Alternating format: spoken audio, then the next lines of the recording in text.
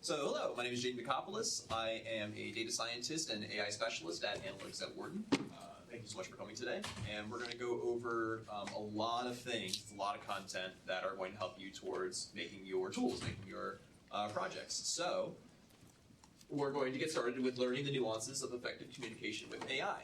So for a very long time, prompt engineers, or people who were interfacing with this technology, were flying a little blind. We knew that we had to be communicating with, this new AI idea machine thing. We didn't really have a clear set of instructions to figuring out how to properly communicate our ideas into, how is the machine actually learning? What does it know? How do we get the best response possible? So very recently, OpenAI has finally announced what their guidelines are for communicating, with its models, or just all language models in general. When I started working with this technology, it was DaVinci 2, and I was getting my prompt engineering skills from infographics on Reddit that were always wrong.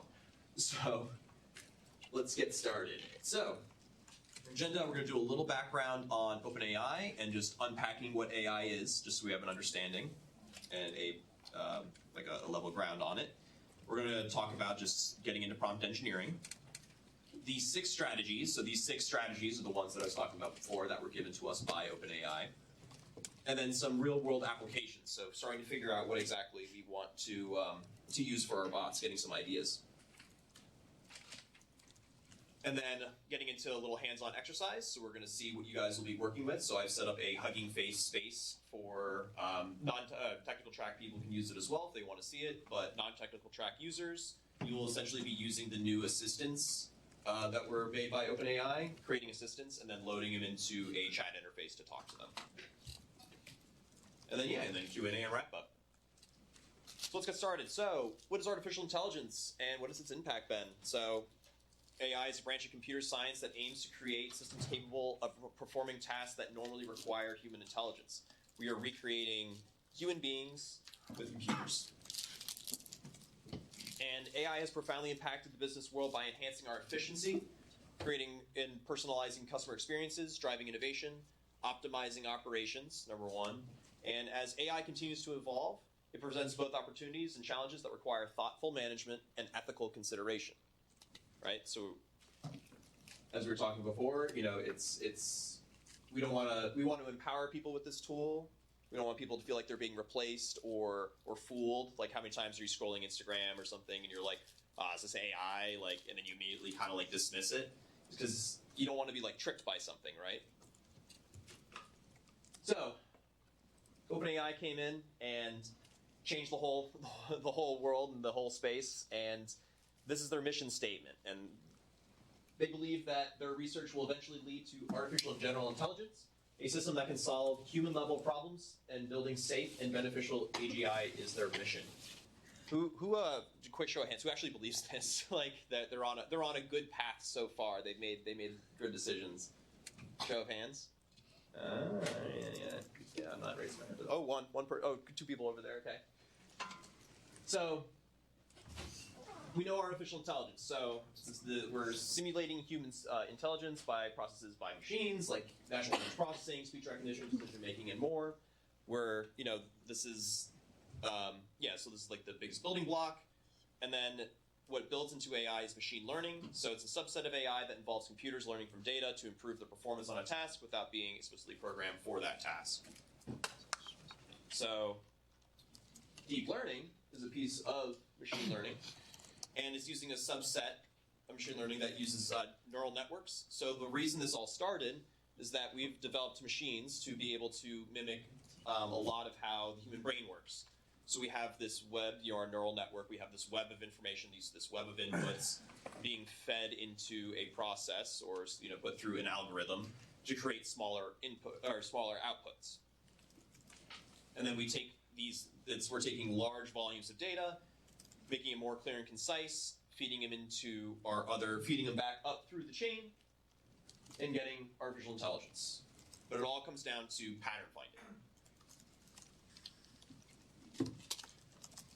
So a line is drawn somewhere when you're creating a model. you're going to get a message eventually from OpenAI that says, hey, I'm not going to let you do that, right? Or I'm not going to do that for you. So since that line is being drawn, there is a bias in the system. And there's also a bias since we're taking all this data and we're using all this data from all these different places, and we don't even know, they won't tell us what they're training it on. Those texts and everything is not going to encompass every single worldview. The images are not going to encompass every single thing that's ever happened. So there's going to be biases that are going to be in these systems, and they're reflected on their creators. So think about when OpenAI first came out, it was mostly assumed that it was trained on like Reddit. Look at Elon Musk's Twitter one. Imagine being using a model that's trained on nothing but Twitter comments. Like, would you want to use that? So all these models have biases, and we have to understand that. And we also, when we make our own tools, that we're going to have our own biases that we put in them. And it's just good to understand it. It's a little bit unavoidable. It's unavoidable. It's going to happen. But just knowing that they're there, we're able to properly compensate for that when bringing forward our model to other people. And then privacy. So to train these models, we're using just vast amounts of data all over the place. And most of it we assume is data that's protected and used under their rights. But there have been many ways and many times where these models have been able to be penetrated. So I've actually done one of the different tricks. All you got to do is just ask ChatGPT to repeat one word over and over again for infinity, and then it gets to doing it the 100th time, and then it actually started giving me its training data. It was like a Pokemon Go article, and then some sort of random medical journal article. But imagine someone does this to one of the bots that you create today, where you have some sort of subset, you give it a knowledge base, and then people are able to break into your system and figure out your code and figure out whatever you trained your model or trained your bot on. So it's always good to make sure that we're not letting other people get our information, because it's just like everything else in the data world. Nothing is safe. So understanding the cost of this technology. So whenever you're building anything, we have to understand we need to a return on our investment. So tokens are the way that OpenAI and all these models figure out how much they're going to charge you for their service. So tokens are the basic building blocks of natural language processing. They're the individual units of meaning. And all language models, ChatGPT, everything, use this to figure out charges. So, to show you, there are websites out there. This is from OpenAI. They have what's called a tokenizer. And you can put in some text, and it will show you the tokens that are how it actually makes the tokens.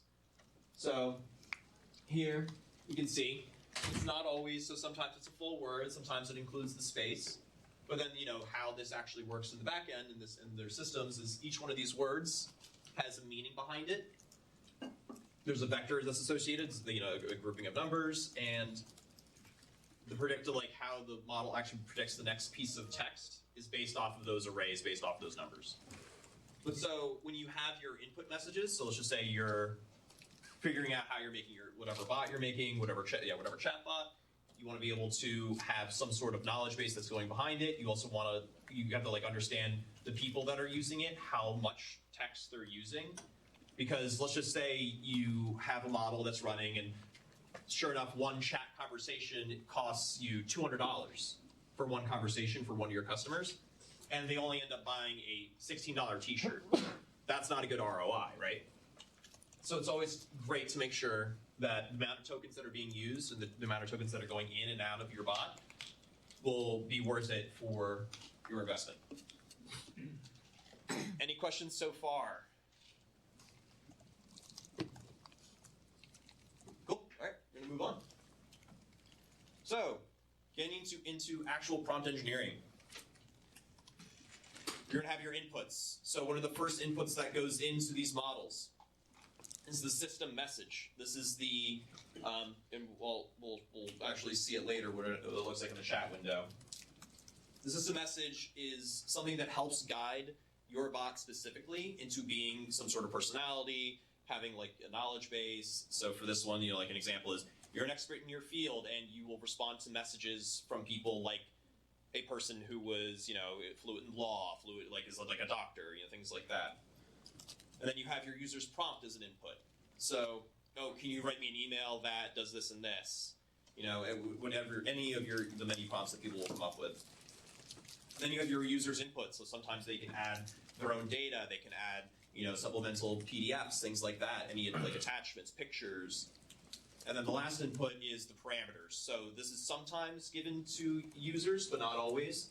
But being able to choose what model they use, the temperature, the amount of token limit, so limiting the actual tokens that go out of the model. And then all these inputs are fed into the model, or a large language model, right? Let the model cook, and then it comes with our response. So, to give you a better visualization of this process, here's our chat window, right? So this is the OpenAI playground.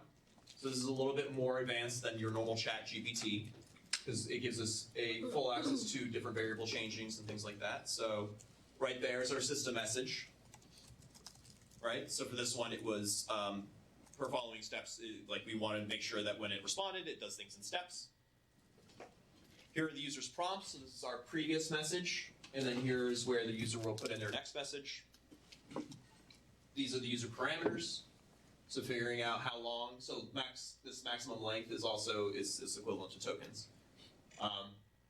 And then obviously we have our model that we're putting it into, and our response. So the 6 strategies and some real-world applications. So like I said, OpenAI has all this. This is just a rehashing of what they have on their website, plus a little bit more of my insight. But if you are, if you want to look at a very long, long website of a lot of words, definitely check that out. There's some things I'm going to be passing over that are included here that aren't necessarily, I felt like, helpful for this, but this is everything that I thought would be great for everyone. So, strategy 1. Strategy 1 is it encompasses like 80% of all these strategies. So, each strategy is set up into or split up into different tactics. So for the first tactic for strategy 1 is just include details in your query to get more relevant answers, right? So we have our prompt. Summarize the meeting notes. Is this a good prompt? No, right? What meeting notes? About what? Summarize it, how? So this is not a good prompt. This one's a little bit more robust, right? This is a good prompt. We're getting more information out. We're getting in exactly what we want from our model or what we want for our question. I'll get into it. Who president, right? Is this a good prompt? No. So also think about this as well. If you have any spelling, any incorrect spelling in your model, that when it tokenizes it and figures out, what's the meaning of this word, you can have mishaps with that as well because it's trying to figure out meaning in a word that's that's completely misspelled. So make sure everything's spelled correctly and you have the right grammar. So who president? Who's the president of Mexico in 2021? We're getting more of our answer, and this is much better. And the less the model has to guess at what you want, the more likely you will get the response you were looking for. So does this mean that every prompt has to just be more text? Or do you think that there's a cutoff point at some point where it's okay, enough of this text, there's enough text to, get across the message? So just think about that a little bit, especially when you're creating your bots. So the next tactic. So ask the model to adopt a persona. So this is an example prompt, or an example system message. When I ask for help to write something, you will reply with a document that contains at least one joke or playful comment in every paragraph. So this is something that we can do with our system message. We can start to manipulate the bot, so whenever it responds, you can have it respond as a pirate. There's a million different things that you can do with this. This is where your ingenuity has to come in for each individual or whatever bot that you make. This one is your response, your prompt. You answer prompts like you are CEO of a Fortune 500 company. Your emails contain corporate jargon and are big picture in nature, right? Just further roles, just more examples of what exactly you can get the model to respond as. And this process helps you guide the model not only to respond the way you want it to, but it will also focus in on text used around that field.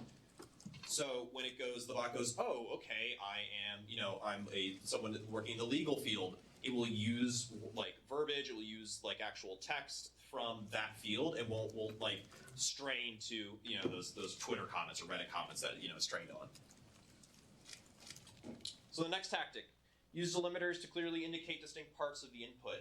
This one's very crucial. This one gets repeated often for the rest of these strategies. So now that we know and understand, or like we're starting to get like the actual text, but we want to have supplemental information, or we want to edit things or properly craft our responses back to the user, it's good to know how to separate or how to make sure that like the text that's being replaced is separate from like what we're talking about. So everyone is like a CSV, comma separated variable. The comma is the delimiter. So these triple quotes are the best delimiter for OpenAI like language models. I always did like use the text below this or use the text in quotes before. This one I've yet to, mostly all these strategies I've tried out myself like a million times. This one's somewhat of a new one that I don't know too much about, but it definitely helps a lot to separate like this. And yeah, it's anything that can be so the text is treated differently. And just to show what this looks like, so here in our user prompt, right? So here's our input, and then summarize the text that's delimited by the triple quotes, and then everything that's in here, and not like about top, like our preamble, our pretext won't be used, but it's everything in that text. This model, it needs to know what to look at. You need to help point it in that direction for what text to use. Yeah, there's our output. All right, so next tactic. Specify the steps required to complete a task. So just use step-by-step instructions to respond to user inputs. This is the example we kind of saw before. But helping the model do things one step at a time, like, makes it a lot smarter. Like, it actually will take the time to, read what it's already written, think about it, and then go back. So when it's going back into its training to figure out what the next thing to say is, and look at the next, the next part of the pattern, it will be better than it was before. And yeah, some tasks are best specified as a sequence of steps. Writing out the steps explicitly can make it easier for the model to follow. And here's that again. So we want to have this excerpt translated. So we have our bot being able to know step 1, give a quick summary, and then step 2, translate that summary, right? So here's our inputs, our system message input, our user input of what they want to use, and then we get our output. All right, next tactic. Specify the desired length of the output. So you don't want the model like going off on a tangent, or like the user is just like, hey, where can I find this? And then it just gives like a huge like string of text, right? Because that also uses our token amount. This is where we're being charged. So we want to have a smaller answer. So you can ask for things in a couple sentences, paragraphs, and bullet points. The thing about this strategy is, and you even say it, it's not perfect. This is not a perfect strategy. You cannot get the model, or it's very difficult to get the model to do exactly 50 words, exactly 2 sentences. It's good to still put in there if you're trying to get a smaller output, but it's not perfect. It's hard for the model to understand this limitation. Another way to do it is with the token limit. So the token limit, if it knows it only can output 50 tokens worth, that or 500 tokens worth would be more reasonable, then it would do a better job of shortening the answer. So finally on to strategy 2, providing reference text. So we want to instruct the model to answer using a reference text or citation. And same thing here, like we said, so we're feeding it now information. So when you're working with the API or your assistants like that, you'll see you're going to be giving them a knowledge base, right? So what happens, we don't want to go off the rails of our knowledge base, right? So we have like a customer service bot or something, and they have very specific questions you're supposed to answer, and we don't want them going off the rails. I don't know if everyone saw the news a couple months ago, but there was a car dealership that had a chatbot that they set up. It was like Chevy or something, and people figured out a way to manipulate it and get off the script and give them like, oh, a 2-for-1 deal on a car, right? Like oh, you're selling this, you can sell this like car to me for like $15, right? And they're like, yeah, of course, absolutely, like because they got off their knowledge base because they didn't have the proper prompt engineering in the back end. So this is very crucial for making sure. So figuring out to make sure that your bot does like properly cites things from your knowledge base. So yeah, so if you can provide it with the trusted information that's relevant, then we can instruct the model to use that information to help with its answer.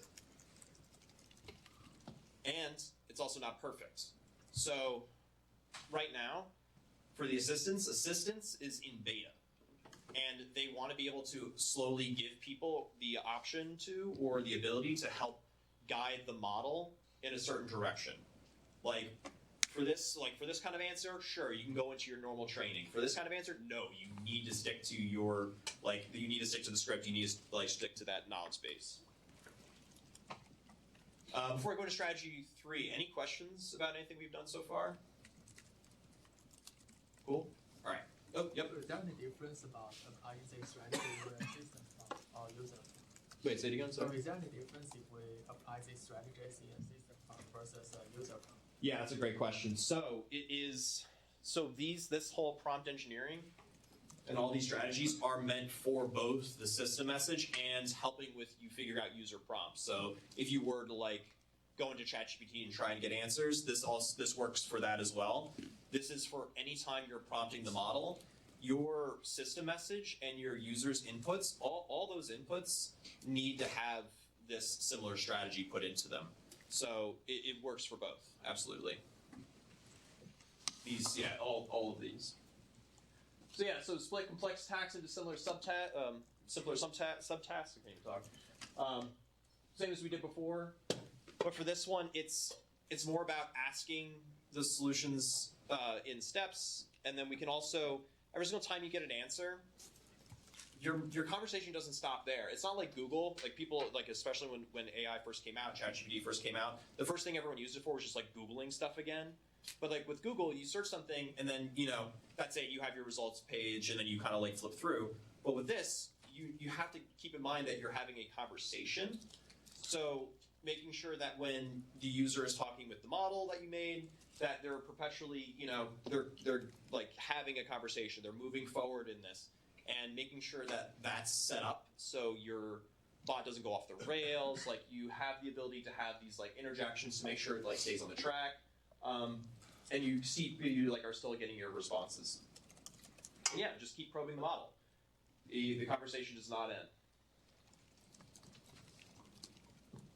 All right, so strategy 4, giving models time to think. So you want to instruct the model to work out its own solution before rushing to a conclusion. Ask if it missed anything. You can, even though the model could be correct with what it gave you, you can ask for, hey, why is this wrong? And you'll see the model try and think oh, wow, this is wrong, okay. And it will think about its answer, even though it's right, it will think about it again and give you try and give you even a better answer. So you can ask things like, why is this answer correct? And then what sources do you have to back up this claim? And it's always good to check its sources. So sure, while some of these new models have web browsing and things like this, not all of them do. And it's good to always, double check, do a quick Google search and check its math. And yeah, sometimes we get better results when we explicitly instruct the model to reason first principles before coming to a conclusion. All right, external tools. So this is a little bit more for the technical track people, but also if you're using the assistance that we're going to provide you, it's give the model access to specific functions. So if you have a coding, if you want to do something with coding, if you want to do something with math, right? Asking a language model a math question is not what you want to be doing. You would want it to use code interpreter or a built-in function that you've created that it's going to access, right? Because then that's going to have a better ability than the other tools that it has. So, yeah, right. So coding question, give it access to the code interpreter. And language models can't be trusted or relied on for any kind of math or long equations. And just kind of to show you. So for this, the user has set up in the back end the ability for it to answer like this kind of a question. So, and like in their system message, like code goes here, say that same separation, and it will be able to figure this out. But it's not until that happens, like you can't have that. You can't trust your bot to do that. So yeah, so a model can leverage external sources of information if provided as part of its input. This can help the model to generate more informed and up-to-date responses. All right, last strategy, we made it. So test changes systematically. So everyone here is going to make a bot, right? And you're going to get an answer, and you're like, oh, yeah, I don't know if that's right yet. We're going to need to make slow changes. We're going to have to like make changes to our prompts, and we have to figure out if those changes are even worth it, because we're working with a language model. We're having like a conversation. How do you notice the change between each one of your prompts? Like if you make like small, even small wording changes, like you're really going to have to like sit down and think the exact perfect, like the exact words to put into your system messages to make sure that they're right for the task. How do you figure out these changes? And it's just to have a good evaluation of the model, and that's representative real world usage. So like if you're asking for a question and there's like an exact answer that's out in the real world, making sure it's it syncs up with that. The best way to do this just in general is have a golden answer that you're looking for from your prompts, and just making sure that you're always hitting that golden answer as close as possible, right? And then also having a system to automate this a little bit. You don't want to sit there and be like going, okay, let's, every single time, let's read the prompt. You're going to get buried in that amount of text, and also you're not going to be able to handle it. It'd be better for a machine just to do it, And yeah, so sometimes it can be hard whether to tell change, and yeah, this new instruction can make it better or worse, and it's just very hard to tell. So we have to make sure that we're, comparing to our golden answer. All right, so last, this is actually my hidden seventh strategy. And this is one that they're not going to find on there because this is the one that I feel like they don't want you to know about as much. But this is optimization for cost. They got to make money, right? And they keep telling you this entire time, like, oh yeah, just use more words, it'll help, kind of a thing. When in reality, we like I said, that ROI, we got to make our return. So determine what the most optimal prompt would be, right? These are some numbers for the models. I know it's a little bit hard to think about right now, but like I said, one token is about one word, or one token is about like a 4-letter word, 5-letter word. These are your inputs and outputs. So let's just say you set up, you're like, okay, I want to make like a here, I'll talk about the bot I'll be showcasing later. It's a bot that helps you if you're getting audited. Right? You're getting audited, you go, oh God, like I'm getting audited. I need help, I need to figure out what I need to put together. So I have this entire PDF that's a checklist of everything that you need to know for if you're getting audited as my knowledge base for my bot, right? That PDF is not small. There's a lot to know about being audited. And that input, that's what's being charged. So if you have already using 1 million tokens in your knowledge retrieval, it's $10 using the newest model, right? It goes down significantly for the older models, which you can absolutely use, but just that change is, crazy. And also the output as well. So the response you're giving people. So yeah, I have my it's called Legal Leo, and he comes in, and not only do I have this large input, but you're trying to give good information to somebody, the output is massive as well. That's another charge. So, with most of these models charging per token, it's beneficial for you to for you to use more. So just be as optimal as possible when creating your prompts. All right, and then so just some quick ideas, things you can use it for. This is what it's designed to do. So for an actual real world application. So drafting documents, emails, boilerplate text, that includes code. So code is great. Obviously that's why one of the biggest optimizations that people are making is with their code is because code is very like boilerplate. Like there's a very specific way of doing things, setting up variables. Like there's a pattern to it. That's why it's adapted so well. Write computer code. So yeah, like I said, just very simple patterns just repeating over. It's perfect for that. Answer questions about a knowledge base. So let's just say you have a very specific, I have this like wealth of knowledge, or I have this, this very specific thing that I'm a part of. So we have, our group does the analytics accelerator. I made a bot for the accelerator for students to use to figure out whether I'm like a business engagement lead. What do I do on week 3? How do I interface with that bot? And they can talk about it. So we have a very specific, niche group that we can have fed into our bot. Analyze text. So you have we'll just keep using the legal one because that's the worst stuff you don't ever want to read. You have a bot that will be able to read in a bunch of legal jargon or corporate jargon, and then actually give it back to the user and say hey, listen, what this actually means is you just need to do these 3 things, very simple responses. And then giving software a natural language interface, same kind of thing. Being able to learn a bunch of code, learn about different software, and then be able to hey, I want to do this with your software. How do I do it? And it's just it responds because it knows exactly everything that you gave it. Being a tutor, so same thing.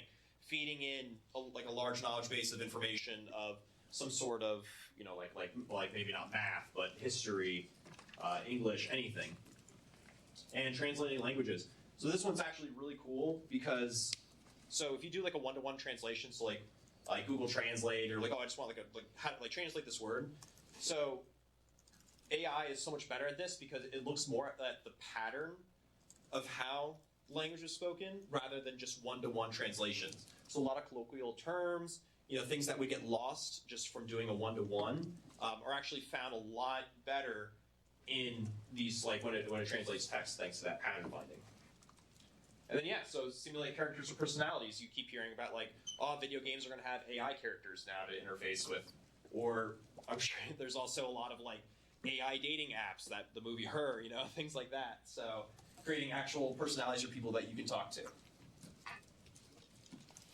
All right, so let's get some practice on actually talking to some bots and work on what you're going to be working on, or one of the things that we'll be giving, which is the Hugging Face bot I made for assistant creation. So if everyone who wants to follow along, I'm going to do that, actually. Let's see.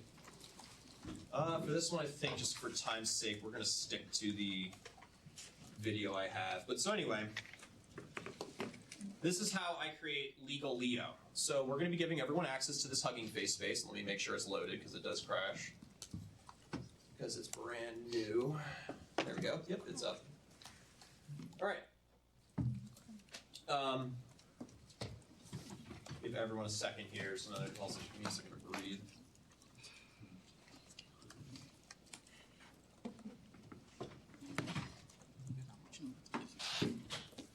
If you don't want to follow along, I'll be doing it up on the screen.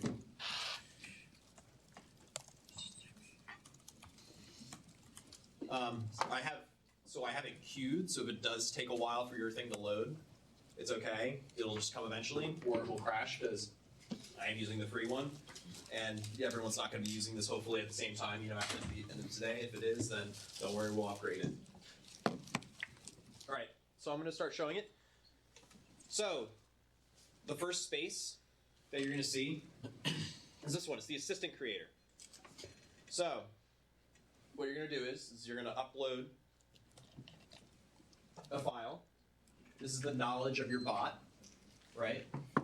You're going to give it a name, and you're going to give it an assistant message, or it's the system message. It's the same thing.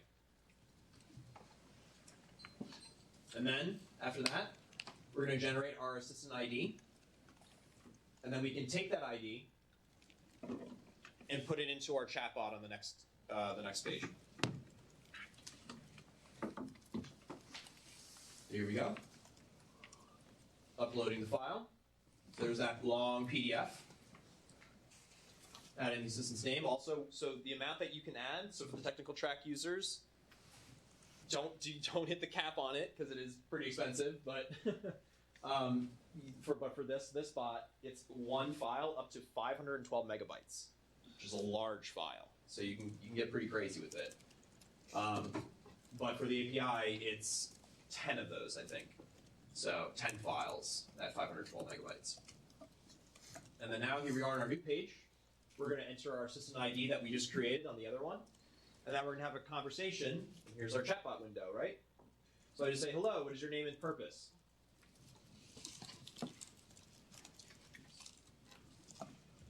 Let me give it a second. So, hi, my name is Legal Leo. My purpose is to guide entrepreneurs through the essential legal considerations for starting and managing a business.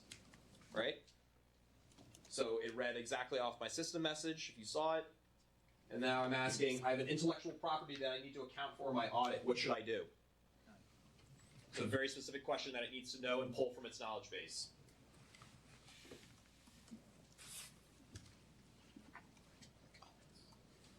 And we got our answer any second. Because it's going to give a long-winded answer because I didn't put any control, kind of control on it. So here we go. This is everything exactly, almost one-to-one from the PDF that I gave it as a response answer. So everything you need to know when it comes to having an intellectual property when it comes to an audit. And we've included a clear button and everything like that. And technical track users, creating this interface is completely up to you how you put that together. So, anyone following along or anyone gave it a quick try? Did it crash yet? Looks like it's good for right now. But yeah, so play around with it. It's a lot of fun. I will see, by the way, the assistants being created on my end to make sure that we have no malicious users. The last time I gave a bot to a class, took 24 hours before someone started making something a little suspicious, so it was fun. Oh, also, really quick, right here, see this like 5 source thing?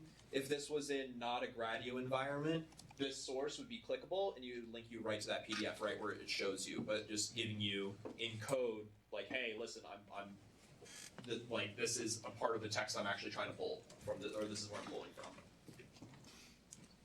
All right, any questions so far? Yes. Can you control the temperature of the generator? So for this one, so non-technical track, as of right now, no. But for technical track users, absolutely. You have full control over this API. When you create an assistant, that first API pull on the assistant, that's when you're setting up, this is the model you're using, these are the tokens that I want you to use, things like that. I will see if more people want more control from the non-technical track, because I made it somewhat limited for right now.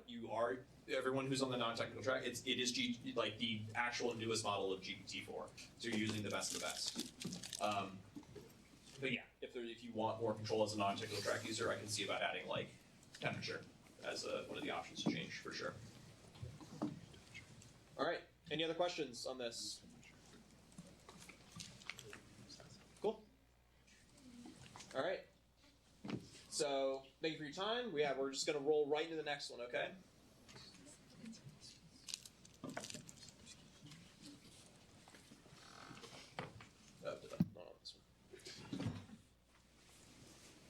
Any other questions from non-technical track users?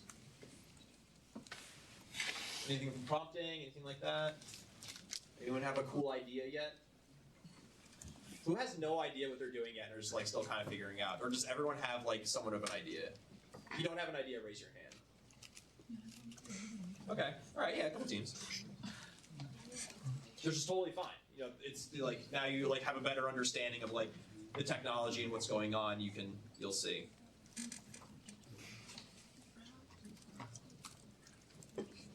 So for the prompting track, this is going to definitely get into the weeds of the actual code, but I still think it's very beneficial because you're going to be seeing what's happening on the back end, seeing what is actually going on. Oh, actually, and before, just in case anyone leaves, I do want to open them. I show it again. I do want to show it just one more time. So, here's the page, right? If you go to Files, so here's the app, the actual running app. You go to Files, this app and requirements, this is the whole app right here. If you want to see the code, or if you wanted to literally just copy me, right here is how I set up the assistant. And you can do this for the other bot as well. Remember, there's a Hugging Face space. If you're like, oh, I like their idea, like what's going on here, I want to do like my own variation of this.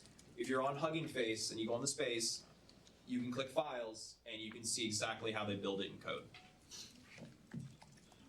Can you go back to the Can you show the login credentials again? Oh, yeah, absolutely. Yeah.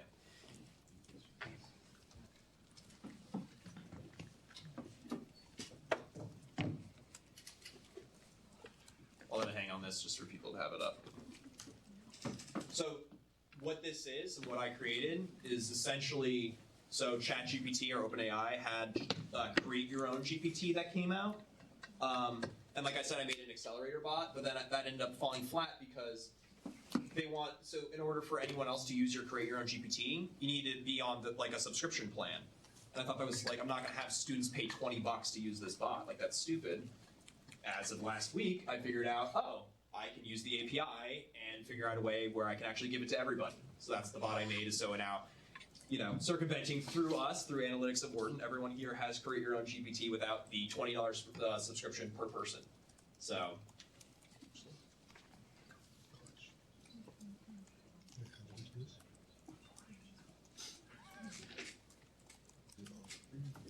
Any other questions? Did it crash yet? If it does, don't worry, I can restart. It takes 2 seconds. It's just there's a like, I don't know if it's like a memory leak or something. The error I get is not helpful, but.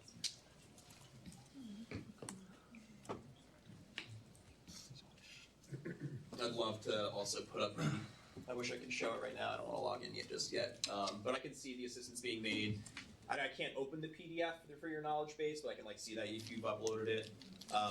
But yeah, just mostly to check on, make sure everyone's using it properly. All right, I think I'm going to get started though on the next part. But yeah, but for prompt engineering, if you guys want to tune out the whole like coding jargon, you want to start working on your assistants, go right ahead. Oh, also the Slack channel. If you're on the Slack, I'm going to be on that like 24/7 for the rest of this next week. If you have any questions, something goes down, anything, please get in touch with me. I'd love to talk about, you know, like whatever you guys want to talk about for the Hack-A-thon.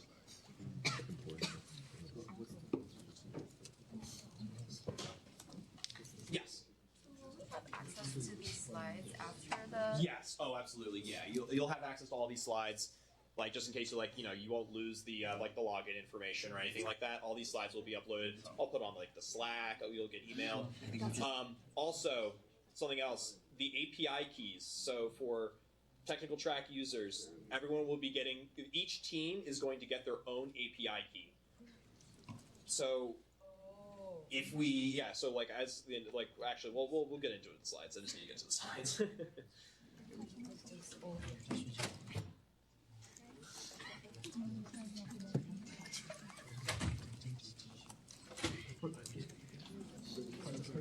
Nope.